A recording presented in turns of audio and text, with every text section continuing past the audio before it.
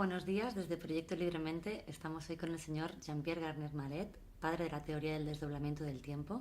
Buenos días, Jean-Pierre. Bonjour. ¿Cómo describiría usted el taller que ha venido a impartir este fin de semana a Barcelona? Es complicado describir esto. Es decir, intentar dar a entender a personas que no son científicas la aplicación de una teoría científica accesible a todo el mundo, con la lógica científica subyacente. Pues de hecho, este es el interés de estas formaciones. Es la de mostrar que la aplicación de una teoría científica permite a todo el mundo equilibrarse sin conocer la mínima ecuación. Este es el objetivo. Por lo tanto, ¿cómo describiría usted su teoría a una persona que no comprende el lenguaje científico? Es sencillamente explicar el porqué de un desdoblamiento del tiempo. Es decir, que si yo dispongo de dos tiempos diferentes al mismo tiempo, un tiempo muy corto en el que no tengo tiempo de hacer nada, un tiempo nulo que no percibo, y que yo pueda disponer al mismo tiempo de un tiempo excesivamente largo durante ese tiempo corto. Esa es la dificultad de entender. En el tiempo corto no tengo tiempo de hacer nada, y en el tiempo muy largo tengo tiempo de hacer muchas cosas. O sea que si estoy presente en los dos tiempos diferentes, yo puedo hacer muchas cosas, cuando sin embargo, en mi tiempo no tengo tiempo de saber que estoy haciendo muchas cosas. Y no tengo la sensación de hacer muchas cosas, porque ese tiempo para mí no existe. Y van a decir, pero ¿cómo es esto posible? Pensar que existe un tiempo que yo no percibo. Pero no percibiendo ese tiempo, tengo la sensación de que no existe. Y sin embargo, el hecho de que exista es que tenga tiempo de hacer yo muchísimas cosas, lo cual cambia mi memoria de manera instantánea y que me da deseos, nuevos pensamientos que parecen llegar de ningún sitio. Y es de esta manera que una teoría científica permite, por fin, explicar el instinto, la intuición, explicar la anticipación, explicar las premoniciones. Todo aquello que es muy misterioso, se han hecho muchas cosas, se han inventado muchas cosas, y sin embargo es muy sencillo. Para vivir hay que anticipar todo aquello que va a ocurrir. Una partícula realiza lo mismo, y eso ya lo sabemos. Tomáis dos partículas desdobladas. Una de ellas hace muchísimas cosas cuando la otra no hace nada. Y aquella que hace muchísimas cosas cambia la memoria de aquella que no hace nada. Y hay un intercambio de información instantáneo entre las partículas que viven en dos tiempos diferentes.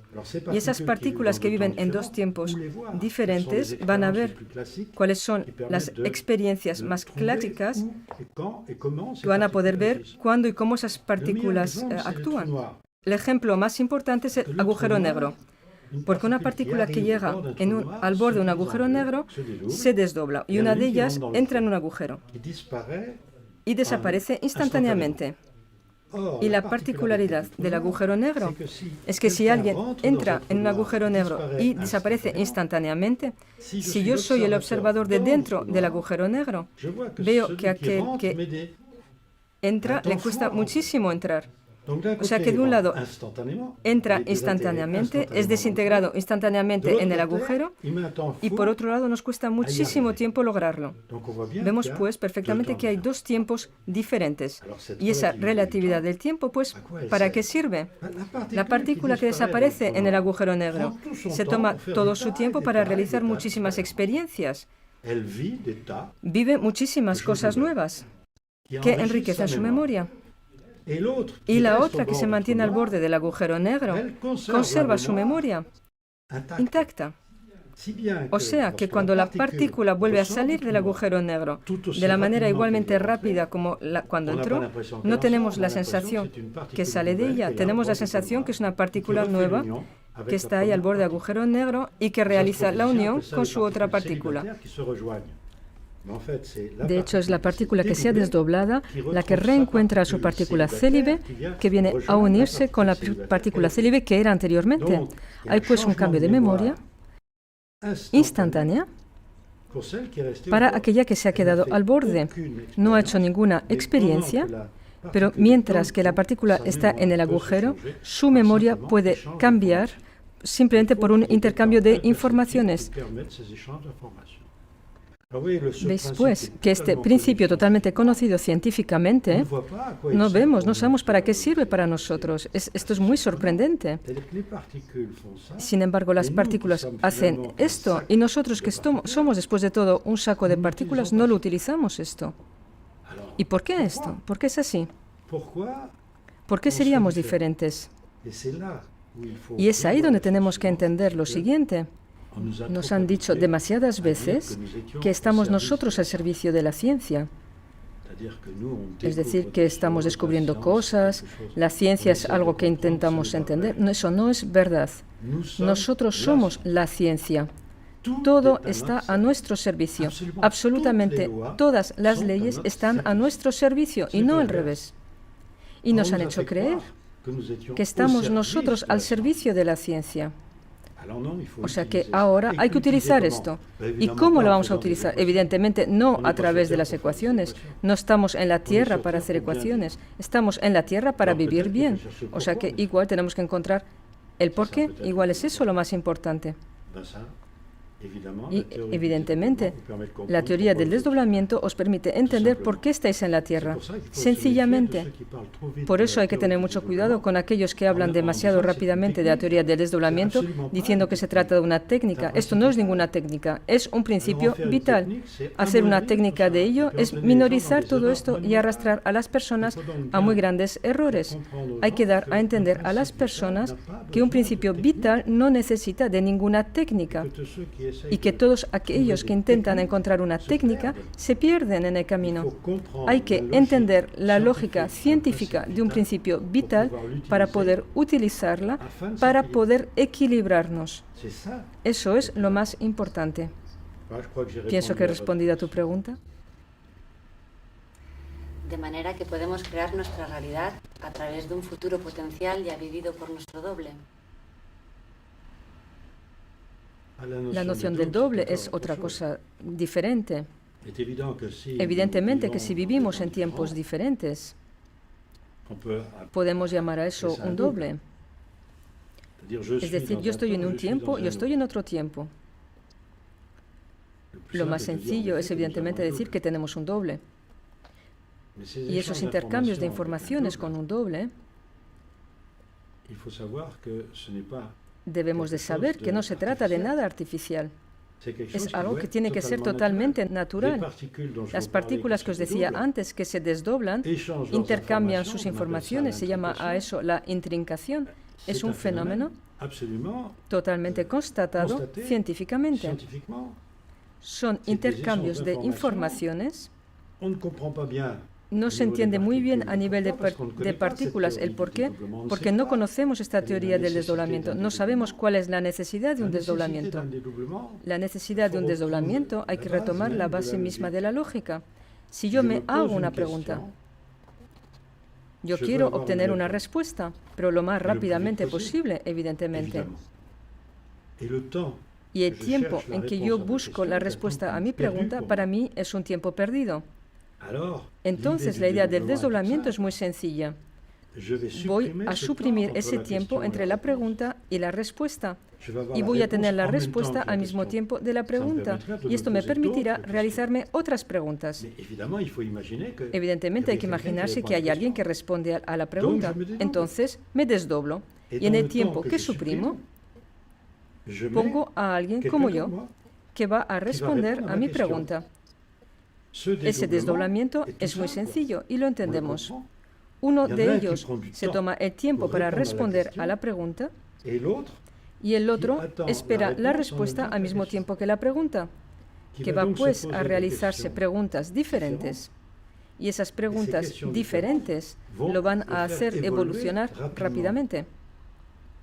Pero ¿es suficiente pensar esto así? Ya veis que hay algo que no encaja, que no va bien.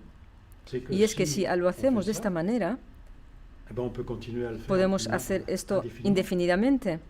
Es decir, aquel que está desdoblado del primero en su tiempo se puede desdoblar de nuevo, de la misma manera. Veis pues que existe un sistema de desdoblamiento que podría ser infinito, pero ese no es el interés. El interés es de hacer que tengamos siempre la sensación de tener una extrema libertad. Es decir, que alguien que estuviera desdoblado de alguien no sepa que está desdoblado. Tiene la sensación de vivir solo, con ideas que fabrica solo. Cuando uno no conoce la ley, se funciona de esta manera. Pensamos que somos dueños de nuestros pensamientos. Pensamos que vivimos en un solo tiempo único y que es mi cerebro el que fabrica mis pensamientos. Nunca pensamos que mis pensamientos pueden ser fabricados en otro tiempo por otra persona. Entonces, si yo me desdoblo y si tengo un doble, mis preguntas son mis preguntas. Mi doble me hace una pregunta, soy yo. Y a través de ese mismo mecanismo de intercambio de información entre un doble y yo, puedo recibir informaciones que no vienen de mi doble. Y en ese caso, yo dependo de alguien que no conozco. Veis, pues, que mi vida, debo de conocer este principio para saber cómo funciona, para estar seguro de que recibo informaciones que están hechas para mí. Para ser más sencillo, le llamas por teléfono a tu marido, el cual se ha ido a visitar la jungla durante 10 años. ¿Os imagináis esto así? Y estáis en relación telefónica con él de continuo para saber qué tal le va, para ayudarle, que él os ayude a vosotros por vuestro lado. Es decir, intercambios de informaciones útiles para ambos. Ahora imaginaros que alguien coge el teléfono de vuestro marido y responde en su lugar. Y te dice cualquier cosa, cualquier tontería, y tú piensas que es él. Te va a hacer vivir otra cosa diferente. Cosas diferentes que tu marido no te hubiera hecho vivir. Y ocurre lo mismo con la historia del desdoblamiento. Yo tengo un doble, le tengo pues que escuchar, puesto que soy yo. Soy yo. Tengo una relación privilegiada conmigo, hay un yo que es esencial. Y cualquiera puede utilizar ese mecanismo de intercambios de informaciones entre mí mismo y mí mismo. Y en ese caso recibo informaciones que no están hechas para mí. ¿Y cómo realizo la diferencia? Pues hay que conocer la ley científica, hay que conocer cómo funciona. No hay que inventar técnicas. Porque que sea en Francia o en España, hay tantas personas actualmente que hablan del desdoblamiento del tiempo como si fuera una técnica. No hay técnica, hay una ley. Cuando conocéis la ley científica, sois capaces de enseñar a las personas a no cometer errores porque conocéis la ciencia que hay detrás. Pero cuando hay personas que ignoran todo de la ciencia y que hacen de ello una técnica, entran en temas esotéricos, en cosas que nos pueden conducir a errores y parasitan a las personas con cosas falsas. Y hay que tener mucho cuidado con eso. Porque hay muchísimas personas que hablan de esto sin conocer nada. No podéis hablar de cosas científicas ignorando las bases científicas. Hay pues que tener mucho cuidado. Y es que esta ley vital puede ser utilizada contra nosotros mismos. Decías en tu pregunta que yo fabrico a través de mi pensamiento futuros potenciales. Pues sí, es verdad. En el instante en que pienso algo, doy una energía en otro mundo, en otro tiempo, en donde se fabrican las consecuencias de mis pensamientos. Extraigo la síntesis como respuesta. Lo que hace pues que mi pérdida de energía en cuanto a lo que he pedido, es decir, de mi pensamiento, corresponde a una ganancia de energía, es decir, de aquello que voy a recibir de ese potencial. Todo ello en un tiempo nulo. Es maravilloso. Y no lo sé. No lo sé que yo he hecho eso. Y por otro lado, a nivel científico, hay un equilibrio de energía que está relacionado con el principio de Heisenberg, un tiempo nulo, energía infinita. O sea que siempre me beneficio una energía infinita en un tiempo nulo. tengo esa posibilidad. Lo único que ocurre es cómo hago para cambiar de percepción del tiempo. Y hay también una ley científica detrás que hay que conocer. Eso no se improvisa. Y ese es el objetivo, justamente, de lo que intento enseñar a las personas, ya no llenándole la cabeza de cosas científicas que no sirven para nada, sino que detrás de cada cosa dicha hay una teoría científica que no hay que desviar. Es decir, que hace falta absolutamente quedarse en la lógica de esa teoría científica. Los griegos antiguamente conocían esto, lo he podido mostrar, que el alfabeto griego corresponde exactamente con la manera de contar por la aceleración de movimiento de desdoblamiento del 1 al 10, de 10 al 100, e incluso he encontrado 3 letras perdidas del alfabeto griego con el movimiento de desdoblamiento, porque necesitaba 27 puntos de pasos de las partículas que dibujaban las letras griegas, y solo hay 24 letras griegas. Y he podido encontrar las 3 que faltaban, descubrir esto de nuevo y de ver que el griego era pues la base de una pedagogía que tenía que ver con el desdoblamiento del tiempo y que las palabras estaban fabricadas en función del desdoblamiento del tiempo. Incluso reencontré la palabra onomaturge, es decir, fabricante de palabras. Es decir, que había una profesión, fabricante de palabras, en función de ese desdoblamiento. O sea que los griegos sabían algo, y es que la ley era la lógica, el logos. Todo aquello que era ilógico no entraba dentro de la ley.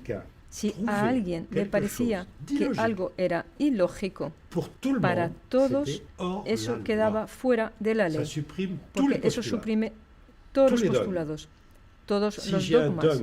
Si tengo un dogma o un postulado que a mí me parece ilógico, debo de considerar que se encuentra fuera de la ley. Esto va muy lejos. Y los griegos para esto habían inventado una escuela llamada Escuela de los Sofistas, es decir, que sofismo en griego es intentar mostraros que incluso aquello que es lógico puede ser ilógico. Y que si tenéis una conclusión ilógica a través de un razonamiento lógico, debéis de suprimir ese razonamiento. Está este famoso sofismo que todo el mundo conoce. Un caballo barato es raro. Todo aquello que es raro es caro. O sea que un caballo barato es caro. ¿Ves? Es totalmente ilógico. O sea que para destruir ese razonamiento es difícil, puesto que es perfectamente lógico. Vemos pues que a través de razonamientos lógicos podemos llegar a algo totalmente ilógico. Debo pues de rechazar el razonamiento porque la conclusión es ilógica. De la misma manera, si el razonamiento es ilógico y la conclusión es lógica, la debo rechazar. Y si yo considero que es lógica y tú consideras que es ilógica, lo debo rechazar también. Mi razonamiento no te habrá convencido, es ilógico para ti, o sea que lo debe ser también para mí. Y debo de intentar entender por qué tu ilogismo no corresponde con mi lógica. Veis que todo esto, que era conocido mucho antes de Jesucristo, se ha olvidado totalmente. Hoy en día se imponen cosas ilógicas. Se han inventado muchos dogmas y postulados ilógicos. Y nos quieren decir que es lógico. Incluso nuestra sociedad actual vive en el ilogismo total. La crisis mundial de la cual se habla no es una crisis. Es solamente que no entendemos el por qué estamos en la Tierra. A partir del momento en que no sabemos por qué estamos en la Tierra, hacemos tonterías. Igual pues habría que entender el objetivo de nuestra vida en la Tierra, y ya veremos que no habrá crisis si todo el mundo comprende el objetivo. Pero ese objetivo, las personas tienen ganas, tienen deseos de ir hacia ese objetivo, eso ya es otra cosa. Porque el hecho de que existan varios tiempos a la vez os impone una idea fundamental, y es que el mundo en el cual vivo es un mundo en el que percibo muy bien, que conozco muy bien y que pienso que es único. Porque ignoro ese tema del desdoblamiento. Ignoro que, por ejemplo, en el universo, casi todo el universo es inobservable. No sé si lo sabéis. De hecho, del universo que vemos, aquello que vemos solo representa un 5% de aquello que existe. Los otros 95% no los vemos. Sabemos que existen porque hay relaciones de fuerza entre lo observable y lo inobservable. Se llama a eso la energía negra, materia oscura. Pero no sabemos dónde se encuentra. ¿Por qué? Porque justamente ese tiempo, el tiempo no hemos entendido lo que es. Pensamos que el tiempo nuestro es un tiempo continuo, totalmente justificado y probado, y no vemos que son tan solo una sucesión de instantes. La imaginaria médica nos lo muestra. Nuestro cerebro tan solo capta instantes. Y nosotros tenemos la sensación de un movimiento. De hecho, estamos como en una película, tantas imágenes por segundo, y hay agujeros. Hay imágenes subliminales que no percibimos. Y hay tiempos subliminales de la misma manera que no percibimos. ¿Para qué sirven? Y es ahí donde hay que entender que esta propiedad del tiempo nos impone la idea de un tiempo que tiene propiedades de la misma manera que un espacio. Sabemos que un espacio tiene propiedades, las conocemos, puesto que se trata de nuestro espacio de observación, pero hay que considerar que el tiempo es lo mismo. Hay propiedades y hay que conocerlas. Lo más sencillo de esa propiedad es que en un tiempo que para mí no existe, yo me fabrico un potencial. Eso es sensacional. O sea que en el instante en el que pienso, yo sé que fabrico la consecuencia de mi pensamiento y que esa consecuencia puede ser vivida por cualquiera. Entonces esto debo de saberlo para poder vivir bien. Pienso haber respondido un poquito más o a varias preguntas a la vez. Correcto. Respecto a los pensamientos, señor Garnier, si sabemos que son estos los que determinan nuestra realidad, puesto que son portadores de masa, pero también sabemos que vivimos influenciados por el inconsciente colectivo o nuestra herencia biogenética, ¿tengo elección en lo que elijo pensar?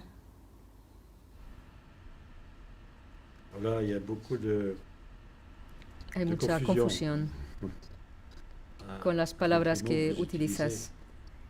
El inconsciente colectivo, ¿qué significa? Eso es cuando ignoramos la ley. No hay inconsciente colectivo. Existen tiempos que no percibimos y que modifican nuestra memoria. Pero esos tiempos que no percibimos, tenemos acceso a ellos. El problema es saber cómo tenemos acceso a ellos. Las palabras subconsciente e inconsciente significa que no sabemos cómo funciona. Pero ved una cosa, si yo me imagino que tengo tiempos imperceptibles en mi tiempo y que me permiten, cambiando de tiempo, tener tiempo de, debo pues admitir que mi vida continúa, pero en un tiempo que no existe para otra realidad y que esa realidad tiene tiempos imperceptibles, lo mismo que yo, y en esos tiempos imperceptibles pueden recibir informaciones de mi tiempo. Veis que es un tema de como encaje de tiempos que hay que conocer bien para saber cómo funciona y no así inventar muchísimas cosas por el hecho de no conocer esta ley. De esa manera se inventa subconsciente, inconscientes, colectivos, personales, etc. La ley es sencilla. Si yo pienso en algo, fabrico la consecuencia de mi pensamiento. Esa consecuencia es una realidad potencial. Cualquiera en la Tierra puede captar ese potencial. ¿En qué sentido captar? Su memoria cambia. Y en función de lo que yo he fabricado, se pone a vivir la consecuencia de mi pensamiento. Y yo soy responsable de ello. Veis pues que la ley científica que está detrás y que fue enseñada durante siglos y siglos, que se ha quedado totalmente en el olvido, es que yo debo de pensar en hacer al prójimo lo que a mí me gustaría que el prójimo pensara en hacerme a mí. Eso es una ley. Y esto me permite, si todo el mundo hace lo mismo, me permite vivir bien. Pero nadie ya sabe que esto es una realidad científica. Se ha transformado esta ley sencilla, que, os repito, es perfectamente científica, en una ley tonta. No hagas al prójimo lo que no quisieras que él te hiciera a ti. Pero si haces algo a alguien, eso es ya, por un lado, que estáis actualizando un potencial que ya ha sido fabricado anteriormente. Y todo el mundo ve lo que haces. Que esté bien o mal, todo el mundo lo ve. Que luego te imiten o no te imiten. Pero se sabe que esto está bien o esto está mal. Pero eso no sirve para nada. Sin embargo, cuando pensáis en hacer algo, eso no se ve. Pero fabricáis el potencial correspondiente que está en la memoria de todo el mundo y que puede modificar la memoria de toda la humanidad. Un sencillo pensamiento puede modificar a la humanidad. ¿Te das cuenta que esto, sin embargo, hay que saberlo? Sobre todo, que nadie lo dice de manera clara y lógica. Hace falta la lógica. Este es el objetivo de las formaciones, que todo aquello que yo digo es lógico. Las personas que vienen, que han hecho toda clase de investigaciones, otros que no han hecho ninguna investigación, hace falta que cuando están ahí reunidos, todo aquello que oyen les parezca lógico. Y logro hacer esto. Usted habla del estado de benevolencia. ¿A qué se refiere?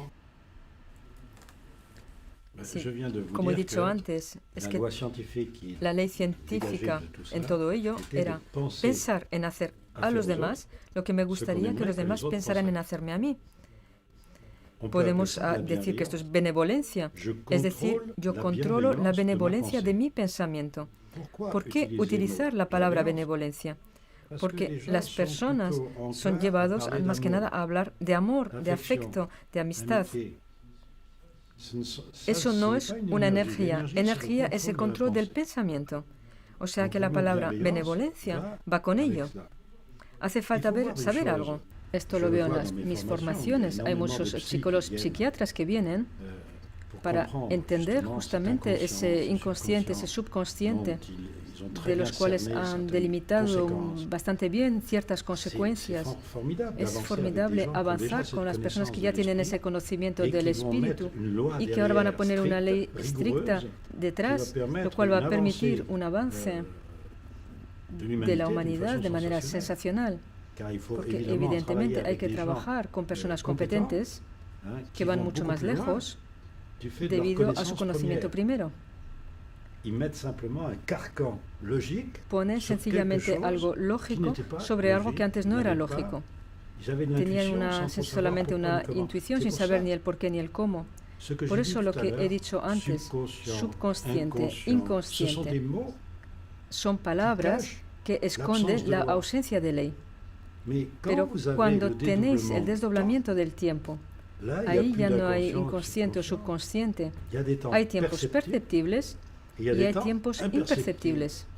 En mi tiempo perceptible tengo la sensación de tener pensamientos conscientes, pero en los tiempos imperceptibles tengo los mismos pensamientos, pero no los percibo. No tengo tiempo de percibirlos. Y por desdoblamiento los percibo. Veis que es justamente ahí el interés de conocer la ley y asociar a ello los conocimientos en psicología, psicoanálisis y demás son muy importantes. Porque encontramos la lógica, la sencilla lógica. La palabra benevolencia, todo el mundo entiende en español como en francés, que intentar estar bien, vigilar el estar bien. Es decir, que yo sé que mi pensamiento, si alguien pudiera leer en mi cabeza, en mi mente, suponiendo que mi cabeza fabrica los pensamientos, pues es así, pero que todo el mundo ve que aquello que estoy pensando está bien y entonces puedo decir que soy benevolente. Pero no se trata de un estado, se trata de un control de mi pensamiento. Yo no soy naturalmente benevolente, no significa estrictamente nada. Yo pienso en algo, en alguien, por ejemplo, en ti, y yo me digo, si ella leyera en mi pensamiento, ella vería que todo está bien, es decir, que estás contenta de mis pensamientos. Entonces, si yo me puedo decir, sí, ella está contenta de aquello que yo pienso, entonces sí soy benevolente. Es decir, que todo aquello que yo pienso fabrica en el futuro algo que puedes cosechar para vivir. Siembro algo en el futuro y tú lo cosechas. Hay que tener pues cuidado. En francés y en castellano hay un proverbio que dice: quien siembra vientos cosecha tempestades. Intentemos pues sembrar tranquilidad, calma, paz. Y entonces cosecharemos la paz, la calma, la tranquilidad. Ved que pensar en hacer al prójimo lo que nos gustaría que el prójimo pensara en hacernos a nosotros es verdaderamente una ley científica. Y pienso que podemos concluir con esto, porque eso es verdaderamente lo más importante. Ved a todos estos científicos que nos han hablado de esto durante el paso de los siglos. El primero en hablar de esto se llamaba Pitágoras, una persona muy conocida. El segundo era Buda, más o menos un siglo y medio después. Y luego tenéis a Jesús, hace 2000 años. Y tenéis a Mahoma, 7 siglos después. Todos ellos nos han dicho, todos, piensa en hacer a tu hermano lo que te gustaría que tu hermano pensara en hacerte a ti. Es una ley científica. Hemos perdido la ciencia. Hemos hecho de ella muchas cosas, filosofías religiosas, dogmáticas, etc. Pues no. Hay que aplicar una ley. Y esa ley hay que conocerla. No hay que inventar leyes sin conocer la ley y sus aplicaciones. No hay ninguna técnica, hay una ley. Espero haber sido sencillo para mostraros que no son las ecuaciones lo que cuentan. Es verdaderamente la aplicación de una ley. Y nosotros somos la ley. Y os agradezco mucho por vuestra acogida. Muchas gracias a usted por su tiempo y por su saber. Merci.